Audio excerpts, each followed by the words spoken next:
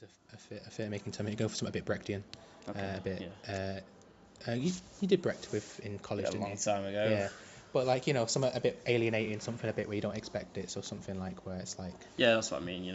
Rather than maybe related to you're talking about death and you just have a footage of Mario falling off and just respawning, Yeah. or Okay. Pac-Man dying. You get the little sound effect. Yeah.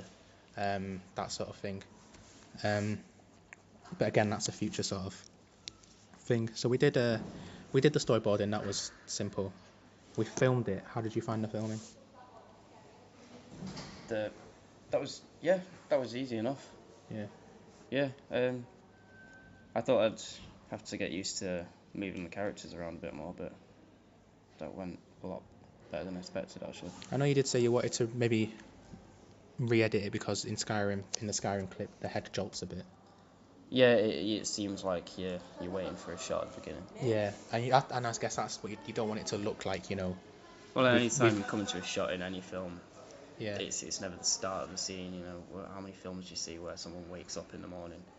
Mm. You know what I mean? Like you start in the middle of something, like Dreams. And then you get those like really bad, yeah, splattered into the middle of what's happening. And then you get those really, poorly made films. You get like, I'm talking about films like, A Talking Cat, ? That sort of level of film, where like, the scene starts, and then it's Talking like about 9 Lives with Kevin Spacey. but like the scene starts and the director shouts action, and then no one's moving, and then they start moving, and then it's like, oh, now I'm going to do an act, and now I'm going to do the scene, where it's like, what you want is you want it to look like something's already been happening, Yeah. and then we as the viewer have, in a voyeuristic sense, now just sort of started looking in. You want it to appear natural, where things, life has been going on, and now you're looking at it. No, it's like everyone's been waiting for you to get here. Yeah, exactly. And now we're gonna go. Otherwise, you break down that barrier. Yeah, and it's an immersion break, and it's like, and we had that in Skyrim, where it's like I'm stood waiting, head jolts, get the shot, go. So we want to re-edit that. Easy enough to do as well. It's only like a second or two. Yeah, just cut it out, I guess. But and again, that was also something EK Theatre spoke about, where it was like, you don't want it to. They sort of teach people to move slower. Because exactly. That's part of the. Because you're not going to get a good shot if you're just jolting about. With moving the characters, that's why you don't need skilled gamers. Yeah, exactly. They will just. That's what EK Theatre spoke about actually on one of the articles. That they had to kind of reteach these skilled gamers how to move rather than just running through the level as fast as they could. Speedrunners. Exactly. Yeah. The editing was simple. That was pretty painless as well. It's just getting used to the program again.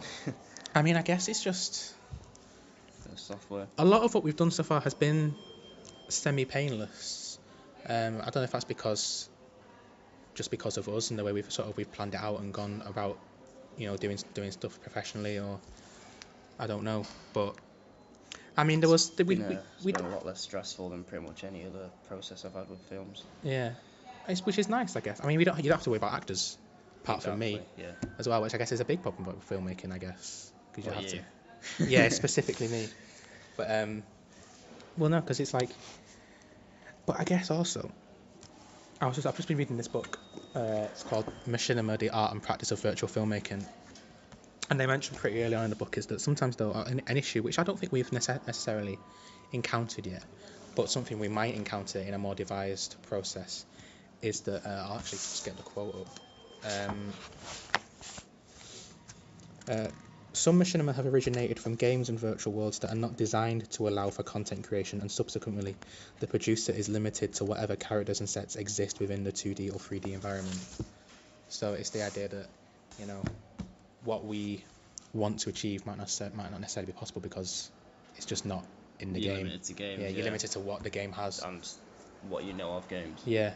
Well, it's that whole idea of like, if we wanted to, get a certain shot or a certain scene, we'd have to, go into a game we think we can best achieve that, but we might not be able to fully achieve because just the limitations of the game and what assets there are. Yeah. So, as an example, I once I played about in the GTA Machinima Creator sort of thing. They did the director mode, as it's called, and I wanted to have, I wanted to add a few people into a certain location, but the game doesn't allow me to add NPCs to that location. Okay. So it's that idea of if we wanted to film a certain scene and we wanted to have, extras, we'd have to, try and work around that because we wouldn't necessarily be able to just place NPCs, non-playable characters, where we necessarily want. Yeah. So I think that could be a problem we might face later on down the line. But for this specifically, for this little exercise, it's not really been an issue so far. Well, that's the problem with filmmaking on this sort of budget anyway. Well, with no budget. You're not able to just find extras. Yeah, I guess so. People who are just willing to do anything for free and not get anything out of it. And I guess also that's, by the same token, maybe one of the up points of doing stuff in a video game is that you, even though there are limitations, a lot of the limitations that you would have in real life filmmaking are lifted in that you can get characters, you can get shots, you can, scheduling's a lot easier as well. Scheduling as well, and then I mean, even just in what we've got with our little film, that burning building in GTA, how are you going to do that in real life on a budget? You're not. Maybe if you're a skilled editor, if you're a skilled editor, maybe you could make an ordinary building look. Or a scale model. Yeah. But even then. But you'd have to go out and find the right sort of building, and then you'd have to. But in GTA, it's like, I can get a burning building. And that's also one of the reasons I really like the idea of using video games in theatre, is that you can use imagery that you could, or you have assets that you could never have access to in real life. So it's like, I can use a little red robot drone running about some trees as a character if I want to, because that's in a video game. I can't do that in real life, unless I got a really poor costume. And that's just a bit. Filmed a tree growing for hundreds of years. Yeah, exactly. I can't just. I mean, I probably could just go about filming someone's baby like I do in Fallout 4, but if we use Shadow Colossus, where are you going to get a baby with horns? Yeah. Unless you dress them up. In GTA, we don't have access to a cable car or a mountain. Yeah. Exactly, yeah. I'm pretty sure portal technology doesn't really exist yet. I'm almost certain. Yeah. So that's something that's what we've been doing. There's a lot more creative freedom.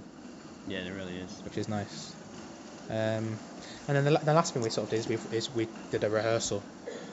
We've already spoke about the rehearsal, and I've already transcribed that on the blog, so we don't have to speak too much about that here.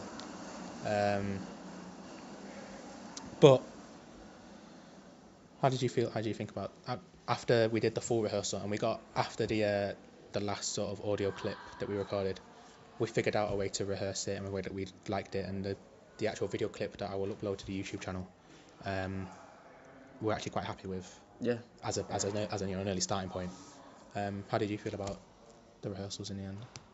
I think it went well, actually. We didn't even use the full time, actually. We just got pretty much everything on track. Delivery comes down to you, and it's not the biggest thing. Yeah. Well, my supervisor says he doesn't mind that he actually quite likes the delivery as it is right now. Well, there you go. Yeah exactly. But I remember you were saying the text could have been an issue because it was deliberately reflective and. Yeah, we did need some sort of idea of how to deliver it, but that didn't take long to figure out.